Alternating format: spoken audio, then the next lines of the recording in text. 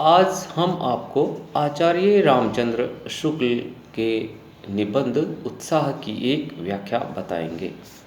कर्म के मार्ग पर आनंद पूर्वक चलता हुआ उत्साही मनुष्य यदि अंतिम फल तक न पहुँचे तो भी उसकी दशा कर्म न करने वाले की अपेक्षा अधिकतर अवस्थाओं में अच्छी रहेगी, क्योंकि एक तो कर्म काल में उसका जीवन बीता, वह संतोष या आनंद में बीता। उसके उपरांत फल की अप्राप्ति पर भी उसे ये पछतावा न रहा कि मैंने प्रयत्न नहीं किया।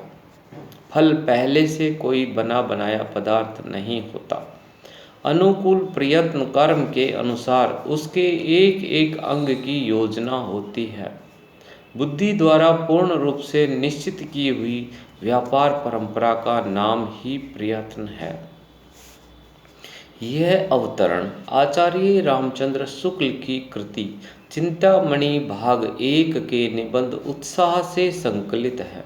आचार्य शुक्ल बतलाते हैं कि कर्म के पथ पर आनंद पूर्वक चलता हुआ उत्साही व्यक्ति यदि अंतिम फल तक नहीं भी पहुँचे अथवा निरंतर कर्म करते रहने पर भी अंत में फल की प्राप्ति किसी कारण न हो सके तो भी उसकी दशा उस व्यक्ति से अच्छी रहती है जो कि कर्म नहीं करता है या कर्म में प्रवृत्त नहीं होता है।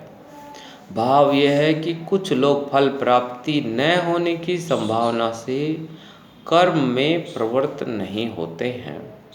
ऐसे लोगों की स्थिति ठीक नहीं रहती है। कर्म मार्ग पर बढ़ने वाले व्यक्ति का जितना समय कर्म करने में बीतता है उतने समय तक उसे संतोष या आनंद मिलता रहता है। कर्म करने का फल न मिलने पर उसे ऐसा पछतावा भी नहीं होता है कि मैंने कर्म के लिए प्रयत्न नहीं किया। इसके विपरीत कर्म न करने वाले को पहले भी और बाद में भी पछतावा रहता है। शुक्ल जी दूसरी युक्ति बतलाते हैं कि प्रत्येक कर्म का फल पहले से बना बनाया नहीं रहता है। फल तो कर्म करने के बाद ही बनता है। लोक में कुछ पदार्थ पहले से बने बनाए होते हैं, सिद्ध होते हैं, जबकि कर्म का फल तो साध्य होता है। इसलिए उसके लिए अनुकूल प्रयत्न या तद अनुरूप कर्म करने के एक एक अंग की योजना अपनानी पड़ती है। इसलिए पहले बुद्धि द्वारा कर्म की योजना की जाती है, फिर निश्चित की गई कार्य करने की विधि अथवा उद्यमिता से वह कर्म किया जाता है। इसी कर्म की प्रवृत्ति अथवा उद्यमिता को प्रयत्न कहते हैं।